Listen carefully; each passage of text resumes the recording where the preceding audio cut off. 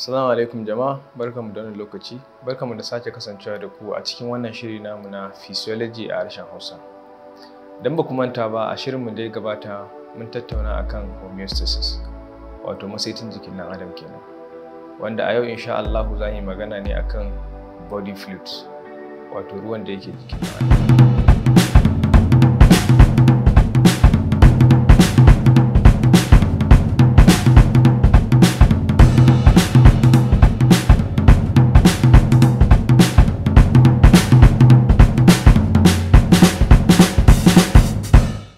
Body fluids, wato ruwan da yake jikin ɗan adam, shine mafi amfani a cikin abubuwan da jikin ɗan adam ya kunsa. Domin idan muka ɗauki mutum namiji wanda nauyinsa ya kai kilo 70, za mu ga cewa kashi 60 cikin 100 na abin da jikinsa ya kunsa ruwa ne. Sannan kashi 18 cikin 100 na abin da jikinsa ya kunsa kitse ne. Sannan kashi 7 na abin da jikinsa ya kunsa cikin 100 za mu ga cewa sinadarai ne da kuma sauran abubuwan da jikin nasa ya kunsa. Ganin yadda ruwa yake da kaso mafi yawa a cikin jikin ɗan adam, hakan ya sa ruwa yake da matuƙar amfani kuma ya kasance mafi amfani a jikinmu. Domin ko a ina, lungu da saƙo a kowane sashe na jikinmu, idan babu ruwa, wannan ɓangaren ko wannan sashen zai jigata. Da wannan ya kamata mu san rabe-raben ruwa ko adadin ruwa a kan kowane ɗan adam ko kuma a mutane daban-daban. Misali, ruwan jikinmu na da alaƙa da shekarunmu, jinsinmu da kuma nauyin jikinmu.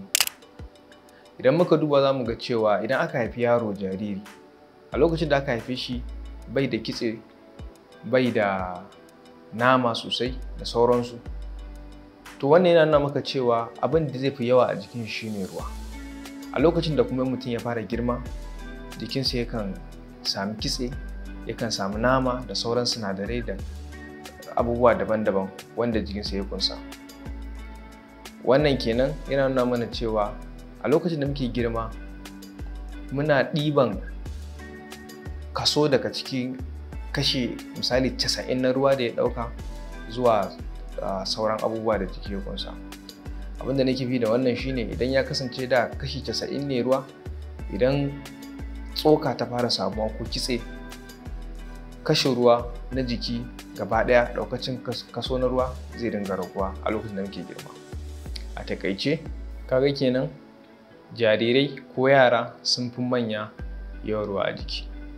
Sannan kuma idan muka ɗauki jinsi, wato jinsin mace ko kuma jinsin namiji, a yanda yake al'adance, mata sun fi maza yawan kitse, kuma kamar yadda na gaya muku a gabatarwa shine idan kitse yana yawa, haka ruwan jiki yake ƙasa, ko kuma idan wani abu na cikin jiki yana sama, to haka ruwa zai yi ƙasa shi ma. Saboda haka al'adance mata sun fi maza yawan kitse, hakan yasa maza suka fi mata yawan ruwa a jiki. Sannan idan muka ɗauki nauyin jiki kamar yadda na faɗa, yana da ma'ana da iri ɗaya. Ma'ana yawan kitsen mu shi yake sa mu samu nauyi, ko yawan nama ko yawan kaza ko waye. Duk dai yana da alaƙa da adadin da ruwa ya kunsa ko kaso da ruwa ya kunsa in aka alaƙanta shi da sauran abubuwa na jiki. Kamar yadda muka bayyana a baya a shirinmu na da ya gabata, wato homeostasis, mun bayyana cewa jikinmu ya ƙunshi ruwa a cikin ƙwayar halitta da kuma wajen ƙwayar halitta, wato extracellular fluid da intracellular fluid. Extracellular fluid ruwan da yake wajen ƙwayar halitta, intracellular fluid kuma ruwan da yake cikin ƙwayar halitta. A inda intracellular fluid, wato ruwan da yake cikin ƙwayoyin halittu, ya ƙunshi kashi 2/3 na ɗaukacin ruwan da yake jikinmu, ko kuma idan za ka auna da nauyi, shi ne ya ɗauki kashi 40 cikin 100 na nauyin jikin ɗan adam. Sannan extracellular fluids, wato ruwan da yake wajen ƙwayoyin halittu, ya ɗauki kaso 1 ko kashi 1 cikin 3 na ɗaukacin ruwan da yake jikin ɗan adam. Da sau da haka za ka gane cewa ruwan da yake cikin ƙwayoyin halittu ya fi ruwan da yake wajen ƙwayoyin halittu yawa. To shi kanshi wannan ruwan da yake wajen ƙwayoyin halittu ya kasu ne kashi biyu. akwai intravascular fluid, wato ruwan da yake cikin jijiyoyi kenan wanda yake haɗe da jini. Akwai kuma interstitial fluid, wato ruwan da yake tsakanin ƙwayar halitta da jijiya, wato tsakankani kenan, za ka iya cewa ƙasan fatan. Wannan shi kake gani idan an samu matsala na ciwon zuciya ko ƙoda ko wani abu, za ga jikin mutum yana kumbura. To wannan ruwa ne yake taruwa, ruwan da yake tsakankanin wannan wato ƙwayar halitta da wannan jijiya ne yake wuce misali ko yanda ya kamata, wato edema kenan. Idan muka dubi wannan bayanan da na yi a baya, za mu ga cewa akwai wasu abubuwa wanda suke da alaƙa da daidaita wannan ruwan da yake cikin jikinmu, kamar yadda muka bayyana a shirinmu na homeostasis, wato masaitin jikin ɗan adam. Na farko akwai osmosis, wato adadin gishiri ko sinadarin sodium da yake cikin wato jikin ɗan adam ko kuma cikin wannan ruwan. Sannan kuma akwai sodium potassium pump, wato shige da ficen sodium, wato sinadarin sodium da sinadarin potassium ciki da wajensa. Ƙarin bayani akan wannan shine, a duk inda sodium wato sinadarin sodium ya je, ruwa yana bin shi. Sannan idan za mu yi magana a matsayinmu na gama gari, za mu iya cewa sinadarin sodium da shi ne yake haɗuwa ya samar da gishiri misali. Za ka cewa duk inda gishiri ya je a cikin jikin ɗan adam ko sinadarin sodium, ruwa yana biye da shi. Sannan kuma a kodayaushe sinadarin sodium za a same shi a cikin ƙwayar halitta da yawa kenan idan ana so a motsa jiki. Kamar kana so ka motsa hannunka, akwai abin da ake cewa sodium potassium pump, wato in kana so ka yi wani aiki kenan, kowane irin aiki ne, ko buga zuciya ko waye, ana buƙatar sodium ya shiga potassium, wato sinadarin sodium ya shiga sinadarin potassium ya fita. Saboda haka za mu ga cewa in dai har lokacin da muke ayyuka sodium yana yawan shiga cikin ƙwayar halitta, saboda haka ruwa zai dinga bin shi da yawa. Shi yasa na ce muku ruwa a cikin ƙwayar halitta ya fi yawa, domin shi ne yake da kashi 2 cikin 3 na ɗaukacin ruwan da yake cikin jikinmu. Saboda a kodayaushe zuciyarmu tana bugawa, a kodayaushe muna motsi da jikinmu, muna abubuwa wanda ake kira action potential. Saboda haka idan muka ɗauki adadin gishiri da yake cikin jikinmu ko kuma sodium ko sinadarin sodium, za mu ga cewa idan ya yi yawa, ruwan jikinmu zai yawa inda aka samu wannan sinadarin sodium ɗin. Sannan kuma shigar sodium cikin ƙwayar halitta ko fitar potassium daga ƙwayar halitta yana sawa ruwa ya taru a inda wannan sodium ɗin ya tafi.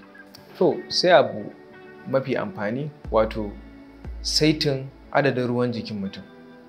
Kamar yadda muka ji bayanai a baya na abubuwan da yake sa yanayin ruwa na jikin mai canja da sauransu, to ga wasu kuma abubuwa wanda suke sa misali adadin ruwan jikinmu ya tagayyara ko kuma ya canja.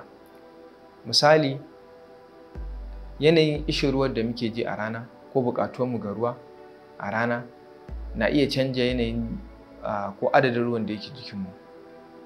Ma'ana idan ruwa ya ƙasa a jikinka, jiki yakan ba ƙwaƙwalwa saƙo na cewa tana buƙatar ko yana buƙatar ruwa. Ƙwaƙwalwa ta baka umarni domin ka je ka sha ruwa ko kuma ka ji kana jin ƙishin ruwa. Sannan adadin fitsarin da muke a rana yana da alaƙa da adadin ruwan da yake cikin jikinmu. Ma'ana idan mutum ya yi fitsari, yana rage ruwan da yake cikin jikinsa, domin fitsari ruwa ne wanda yake wanko dattin da yake cikin jikin ɗan adam ta hanyar ƙoda. Sannan akwai cututtuka wanda suka iya sa mu rasa ruwa, kamar zazzaɓi. Mutum yana zazzaɓi, ruwan jikinsa na ƙonewa. Idan mutum na gudawa, yakan iya rasa ruwan jikinsa ta hanyar wannan gudawa da yake yi. Sannan amai yakan sa mu rasa ruwan jikinmu sosai. Sai ga cewa idan mutum ya zo maka da amai ko da gudawa ko da zazzaɓi, yawanci ba ko da yaushe ba, idan likita ya duba ya auna ruwan da yake jikinsa, abin da za a fara mai shine ana ba shi ruwa domin a maye gurbin wannan ruwan da ya rasa. Da wannan bayanin za mu fahimci cewa ruwa na da matuƙar amfani a jikin ɗan adam. Ku biyo mu a shirinmu na gaba wanda za mu yi magana akan excitable tissues. wato gaɓoɓin motsi na jikin ɗan adam da yadda suke aiki. Domin tambaya ko neman ƙarin bayani za ku yi mana magana a comment section, sannan ka ku manta ku danna mana madallin like domin nuna mana jin daɗin ku na shirin, sannan ku danna mana madallin subscribe domin samun sababbin shirye-shiryenmu idan mun ɗora. Za ku iya bibiyan mu a shafukan sada zumunta na Facebook wato @Wikihausa, a Instagram kuma da YouTube @Wikihausa. Za ku iya bibiyan mu a shafinmu na yanar gizo-gizo wikihausa.com.ng. Sunana Dr. Yasir Aminu Ado, Wikihausa sai san barka.